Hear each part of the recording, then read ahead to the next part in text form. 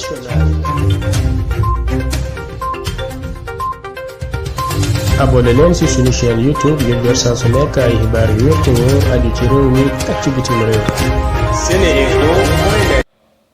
internet yi ñuy bàyyi xel ci SeneInfo.net ak SeneInfo International ñu ngi leen nuyu fas yéene defal tënkub xibaar tey mercredi di 26 avril 2023 ñu tàmbali kook xibaaru biir réew mi. Professeur Malick Ndiaye di sociologue enseignant ci université Cheikh Anta Diop bu Dakar moom nag moo génn àdduna démb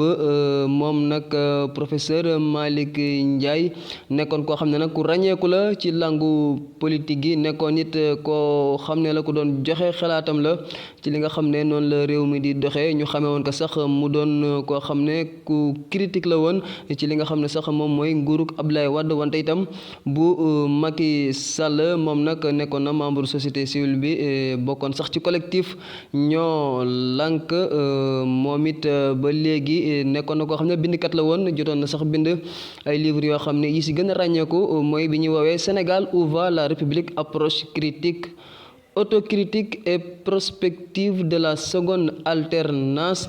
bokk na si it beneen livre boo xam ne bind na ko la seconde alternance sénégalaise à l'épreuve de l'impunité, équation Karim Wade et Hissène Habré, CREI et CAE. moom nag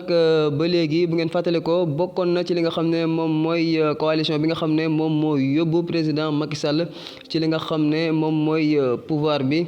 ba sax ñu jotoon koo tabb kon ministre conseil wante nag gannaaw bi mu génnee ñaari livre am yooyu dañoo tekk woon kon ndombal tànkam ci lii di gouvernement bi moom professeur Malick Ndiaye nag li nga xam ne moom mooy levée du corps dinañ ko amal bésub tey bii bi 14 heures jotee ci mosquée bu Mermoz buñ ca noppee dinañ ko jébbal boromam ca Touba ñuy ñaan yàlla jéggal koy bakkaaram xare ko aljana.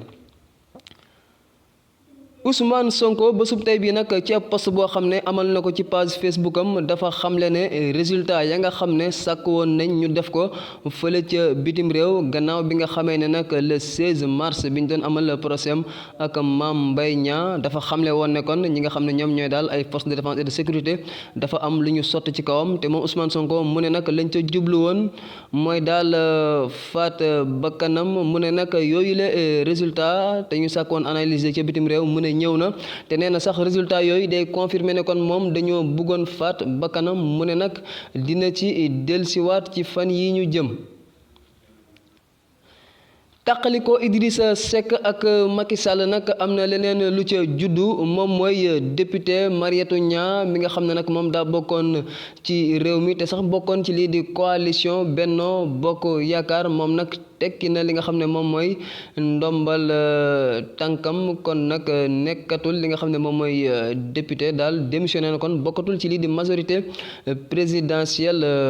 loolu nag ñu bëri di ragal ne boo mayul dina gën a ñàkkal doole li nga xam ne moom mooy coalition Benno Bokk Yaakaar nga xam ne fi mu nekk nii sax 82 député rek la ñu deseeti ñi nga xam ne nag ñoom ñooy Yewwi Askan Wi ak Wallu boo leen boole am nañu toll ci 80 député non inscrits toll ci ñett. Moustapha Diop di directeur Walf TV ak Babacar Touré mi directeur de publication bu site d'information bii di Kewoulo ñoom ñaar nag dañ leen convoqué que jiitu muy Moustapha Diop moom police moo ko convoqué mu war a wuyu commissariat central jeudi ëllëg ñu ne nag njort nañ ne la tax ñu woolu ko daal mbirum journaliste bii di Pape Ndiaye bu Walfadjri mu ne ñu ne moo tax kon ba ñu woolu ko xam ngeen Pape Ndiaye boobu léegi mu ngi kaso gannaaw ñu ne ay kàddu yoo xam ne dafa yëkkati woon teg ko ci ay magistrat ñu ne nag woolu bii ñu woolu Moustapha Diop ngir déglu ko la xool ba xam ndax moom laale na ak déet ci mbir moomu le kon tax ba kii di Pape Ndiaye nekk kaso ñu ne dañoo bëgg a xool ndax responsabilité am na ci am déet. bu dee Babacar Touré nag di directeur de publication bu Kewoulo moom nag ñu ne la tax ñu woolu ko daal mooy ab plainte boo xam ne ex policier bii di Frédéric Napel moom moo ko amaloon jëmale ci moom. médecin colonel Fatou Fall bu armée nationale moom nag la ñu tabb muy général de brigade ki ko amal nag mooy njiitu réew mi Macky Sall loolu nag ki nga xam ne moom mooy ministre des forces armées di Maître Sidiki Kaba moom moo ko xamle démb bi ñuy amal cérémonie de commandement bu ki nga xam ne moom mooy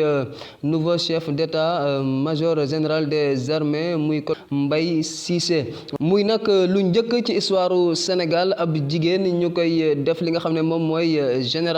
moom colonel Fatou Fall nag fi mu nekk nii moom mooy doon directeur général bu hôpital principal bu Dakar le 21 mai 2023 la war a jël fonction. lu ko jiitu nag moom nekkoon na chef bu service hépato-gastro-entérologie bu hôpital principal bu Dakar. xibaaru bitim réew benn ponk lay doon muy cessez-le-feu maanaam wéer ngànnaay yi nga xam ne États-Unis doxoon na ko ci diggante xeex bi nga xam ne mu ngi am ci armée bu Soudan ak nag ay paramilitaires yu nekk foofule xeex boobu sax lu bëri ci ay nit jot saa ñàkk seen bakkan waaye ca nemmeeku nag mooy boobu cessez-le-feu respecté wuñ ko comme ni mu waree woon amee. waa Nations Unies sax di ñaawlu attaques yoo xam ne dañ ko am jëmale ci ay civil ci jamono joo xam ne sax ñu ngi leen di évacuer ngir muccal leen ci xeex boobu nga xam ne kon mu ngi am ci diggante l'armée ba ak ay paramilitaires. xibaaru sport lañ koy jeexalee Coupe d'Afrique bu 2023 nga xam ne sax dañ ko mujjee àndal ba 2024 te nag Côte d'Ivoire war ko dalal ñu ne nag boo moyuwul mën na ñàkk am kon foofale ca Côte d'Ivoire la ko waral nag bu ñu sukkandikoo ci suñuy naataango yu wii sport ñu ne nag ñii di waa confédération africaine de football muy waa CAF ñoom nag dañoo woo ñi nga xam ne ñoom ñooy waa Algérie wax leen daal nañu préparé ngir nag dalal boobule Coupe d'Afrique bu fekkee ne kon ñii di waa Côte d'Ivoire daal dem nañ ba ca biir te fekk noppuñu ngir amal boobule coupe.